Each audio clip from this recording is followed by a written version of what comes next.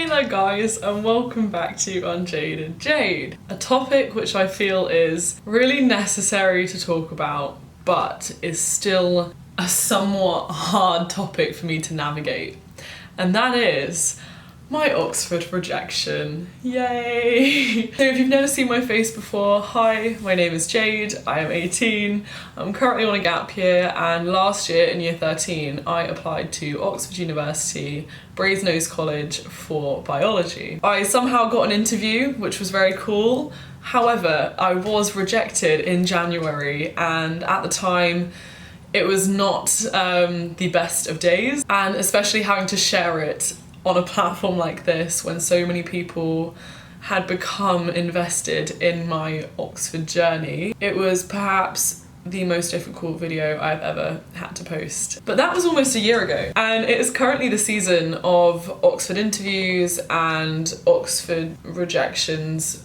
for people based on interview, and in January coming up we will have the proper rejection cycle again. So as much as I still find it a kind of hard topic, I think it's very necessary. I asked you guys for some questions over on my Instagram at UnJadedJade, and I was surprised to get over 500 comments, 526 questions, and obviously I can't answer 526 in this one video, but I am going to try and get through as many as I can. First question comes from Anna. Do you regret applying?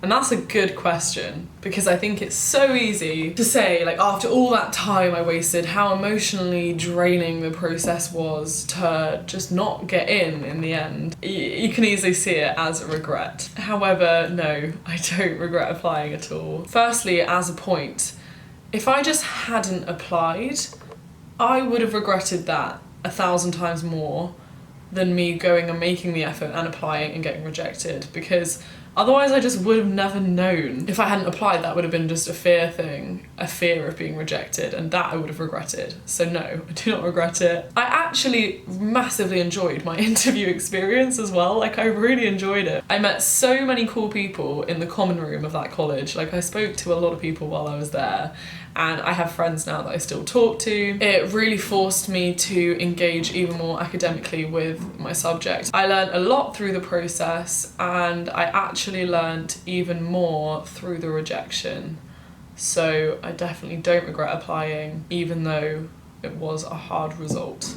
And I suppose this question is on a similar theme from Lola, and that is, for people considering applying in a couple of years, how do you gain motivation to apply despite a fear of rejection and go in with the right mindset so that rejection won't completely knock your confidence? This is the main reason people don't apply to Oxbridge, is the fear of failure. It is so much easier to just not try and not get invested in something because you know that you won't fail than to put the effort in and to allow yourself to believe that you can get in only to fall short and be rejected. The way I see it is that Oxbridge is one choice out of your 5 UCAS options. You will lose nothing in applying, but you could gain everything. And in fact, you will gain something through applying anyway, because even if you are rejected, you can learn so much from being rejected. And you know what? I think rejection doesn't say anything about you as a person.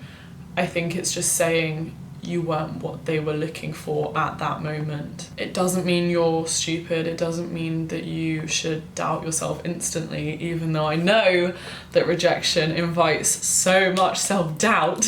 It's just you weren't what they were looking for at that moment. And at the end of the day, like, it is just an opinion, a person's opinion. They might read your personal statement and not resonate with it as much as someone else's personal statement, and it doesn't say anything about you as a person. But the fact that you apply and, like, you know, you face up to that fear, that says something about you as a person, and that shows your strength. So I think if you're interested in Oxbridge, definitely go for it. And don't feel pressure to apply because of your school, which I know is a real pressure, especially if you are academic. If you don't like the course or the intensity, then you don't need to apply. But if you are interested, then I would highly recommend just going for it. You can't really lose anything. What was the interview process like? Intense.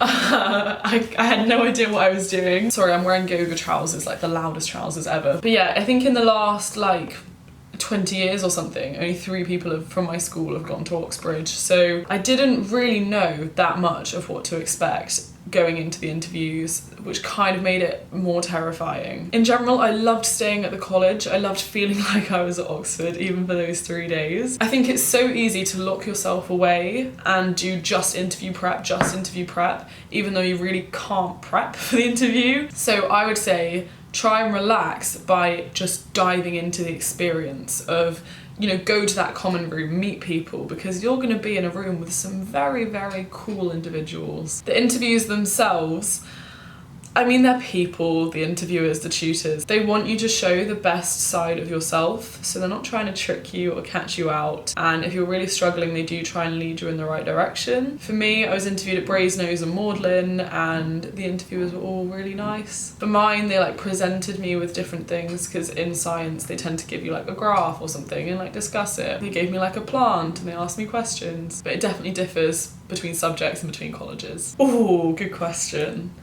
Why is it that I haven't reapplied to Oxford on my gap year? Oh my god, you know, I debated this so much, like reapplying to Oxford. I think it's a culmination of reasons. Firstly, the process is very long and emotionally draining. And then to also have to share that, like, I don't want to do that again. I also think that over the months after my rejection, I didn't realise, but I kind of did find this closure and this peace of mind in not going to Oxford. I can't pinpoint a moment where that was the case. It was kind of like a gradual thing. But I almost kind of realised that post-rejection, I just almost didn't really want to go there. I almost wanted to like prove them wrong and go somewhere else and like smash it and like be super successful and be like, ha. I mean, that's obviously not like a main reason, but I don't know, maybe that was part of it. I also didn't plan this gap year around reapplying to Oxford, and I didn't want to jeopardise my plans for like reapplying. Like, and then imagine I just didn't get in. I'd be like, well, I had this gap year and I just didn't use my time because of waiting for Oxford. I don't know, but I'd say actually the bottom line of it was just my gut feeling not to reapply. Like, I can't put a finger on one reason as to why I'm not. I just feel like I shouldn't. That was such a rubbish answer, I'm so sorry. How did you pick yourself up again after being rejected?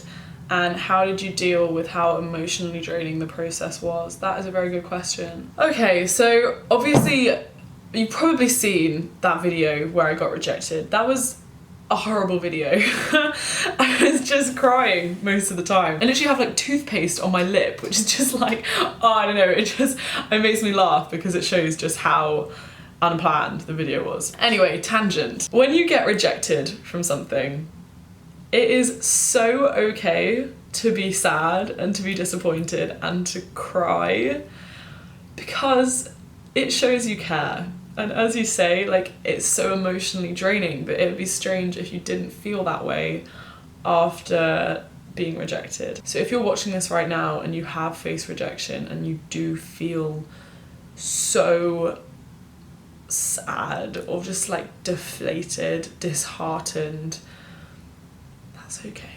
And that's how I felt, like that's so how I felt. You can do a lot of short-term things to just try and ease it and make it a bit better. Like, I do a lot of yoga and meditation and stuff like that to help me cope with life's stresses, or just like going for a dog walk and just thinking to yourself. For me, I always enjoyed being alone when I was feeling like that.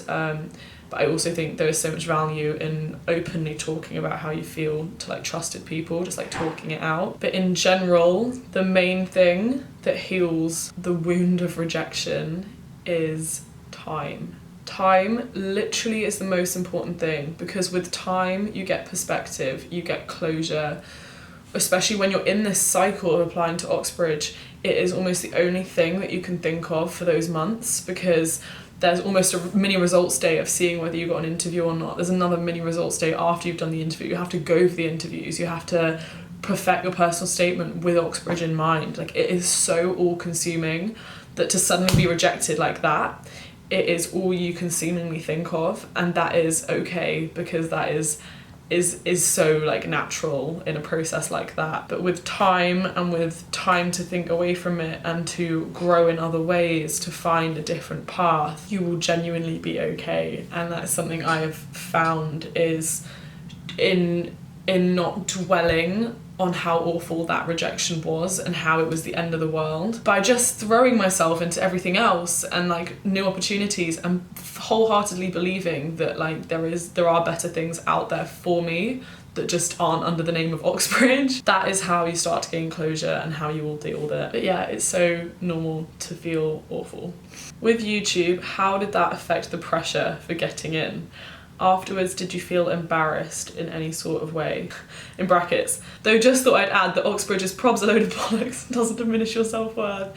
Proof was seeing as you as you're still shining, just amazing as anyone could imagine. So Oxbridge is quaking. That's a really cute message, thank you. Yeah, YouTube was an interesting one to have alongside a process like that. I love you guys, I appreciate you guys, but it is a strange thing when a decision means so much to you already, but then when the world suddenly also was so invested, it was added pressure. And do you know what? I so vividly remember the day that I was rejected, because I was at school and I remember, you know, refreshing my email every single second, waiting for a rejection or an acceptance email. I saw on Twitter that Eve had gotten in, which is incredible. She entirely deserves it. Love Eve. But yeah, I saw that, and I saw all of you guys, you know, like congratulating her, being like, well done, well done. And I had over 1,000 messages saying like, have you gotten in, Jade? Jade, you gotten in? Like, wow, have you got accepted? Da, da, da, da, da, da. And obviously I still had no idea. And it was kind of horrible to have this pestering question, which was exactly the question on my mind, but it was being validated again and again. And then when I got rejected, there was this moment, obviously it was so hard to deal with privately and personally, but there was this horrible sinking feeling of knowing that I had signed myself up to tell this many people. And was it embarrassment? I'm not sure.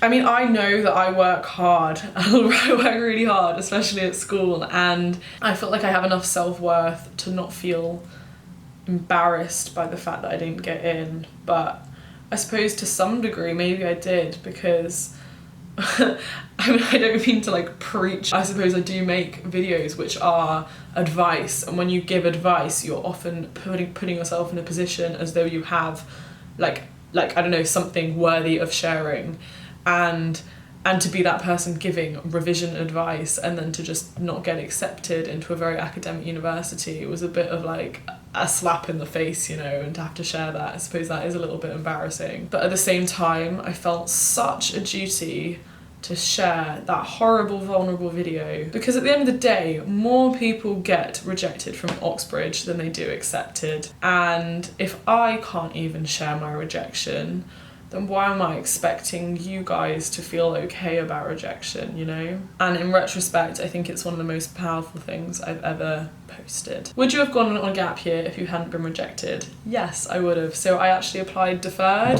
which I know some people say that like affected my application, and perhaps I would have gotten in if I hadn't applied deferred. But in all honesty, that was how I wanted to apply. I wanted to apply knowing I was taking a gap year. And I remember saying to myself, like, I'm not going to alter my plans just based off of this decision or not. So yeah, I'm enjoying the gap year life, loving it, and I've 100% made the right decision in taking one, even though it was very hard to tell my school at the time that I wanted to, because it's still kind of taboo for like high achievers to want to take a gap year. Oh my god, how did you deal with telling people you were rejected after the interview? I feel as if my mum is telling everyone, and I'll feel so ashamed, embarrassed if I don't get an offer. Okay, well, do you know what's funny? It's not funny at all. What am I saying? So from my school, 3 people applied.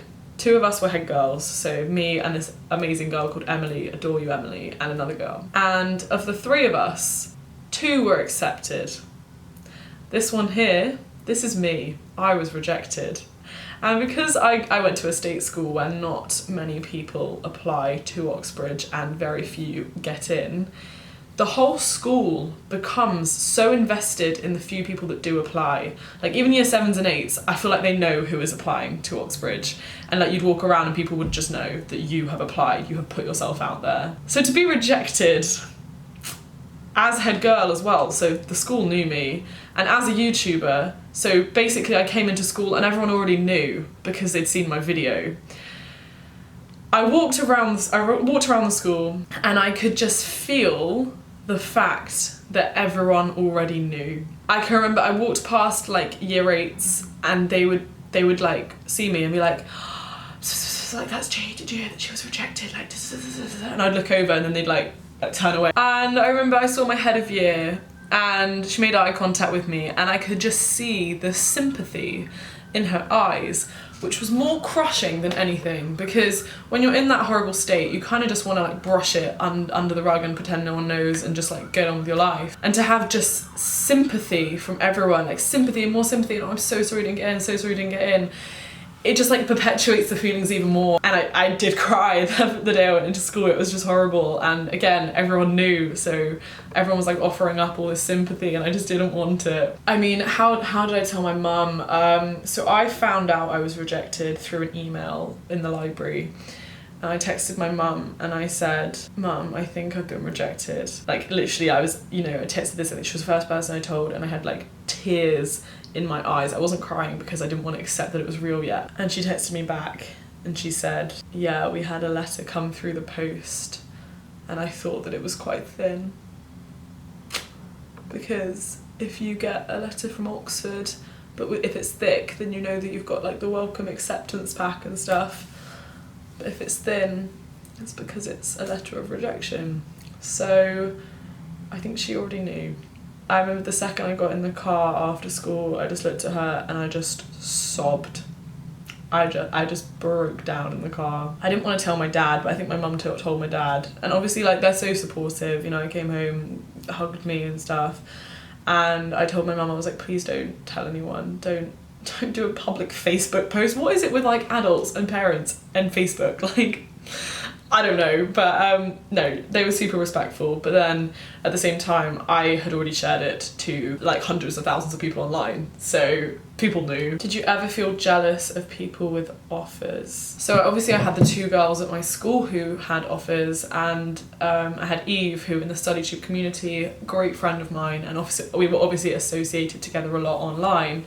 So I'd say naturally those would be the 3 people who I would be jealous of. In all honesty, no, because like me getting in and them getting in are entirely mutually exclusive. And the thing is, I know how hard you have to work to get into Oxbridge, and so it's just unfair to like, I don't know, devalue their work in being jealous, because I think jealousy assumes that you would rather take their place, like you're jealous of what they have. Even though I would say it made me feel rubbish, especially because it's like 2 head girls, right? And I'm one of them and the other one got in. We had to do open evening speech, and the head teacher on stage, like I think she mentioned something about like the other one going to Oxford, and obviously I was just stood there like,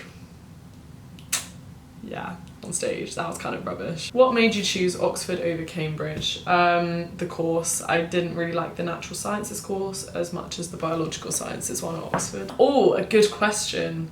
Was it hard going to Oxford last week knowing you could have gone there? So I actually spent last weekend in Oxford I stayed with Eve and I was with all the wonderful Oxford YouTubers for the whole weekend. That trip, to me, is the hugest evidence that I have somehow gained closure, because for me to not only visit Oxford, but to be at the university in a college, getting so involved in university life. I went to like the jazz night and the bop and I met loads of people there. I went clubbing with loads of uni students. I also realised that if there is one place in the world where I am likely to be recognised by a lot of people, that place is Oxford. It was like in the shops, in the college, in the club, like everywhere, people kind of randomly knew who I was. It actually wasn't hard at all, and I just had the best weekend because I didn't view it as though, oh, this is what I missed out on. It was just like fun, I guess. So no, and I think it made me realise that I am very happy in where I am right now because I could do that and I was happy doing it. Did you think you would be rejected as you got 3 A stars in your A-levels? I didn't have 3 A stars at the time. I was predicted them, but like narrowly predicted them because you can't really predict A stars. But yeah, I did somehow get 3 A stars. How? But I was still rejected. So, and there were people who didn't get 3 A stars who would have got accepted, and that is okay because it's not all about the grades, it is also about you as a person and how well suited you are to the course and to the tutors who interviewed you. Okay, my camera battery is running out, so I think I've already spoken enough, but I actually think I'm gonna do another video on this topic because there are enough questions here that I would love to answer and I don't want to just skim over an answer. But yeah, I really hope that you found this helpful in some way if you have applied or are considering applying, or you were just intrigued. It was not the result I wanted, but it is the result that I'm learning and growing from, and that is something that rejection can be. It is hard, but it can also become your success in how you deal with it and grow and learn from it. Like, I am so incredibly happy with my life right now. I feel like I am carving a path into something that I love, and I'm gaining so much experience in so many sectors right now, and like honestly, I've matured so much in the last few months, so much, like emotionally. Like, I'm living on my own right now. I went interrailing for a month on my own. I'm going to Australia in literally like 2 weeks. I've been speaking on panels at events. I've been doing like public speaking stuff. I've been doing so many cool things. I spent the day yesterday at the Financial Times, and like I met the CEO of the Financial Times. Like, I'm doing so many cool things, and I would be stupid to not be grateful for my life right now because of something that didn't go right in my life. Maybe it did go right, maybe it was exactly what I need to go exactly where I need to go. Yes. Okay, my camera's flashing at me, I'm gonna go, but please give this a like if you would like a second video. There are some other questions like why I think I was rejected, and other questions which I will happily hazard a guess at in another video, but yeah, please let me know. I love you lots. Bye.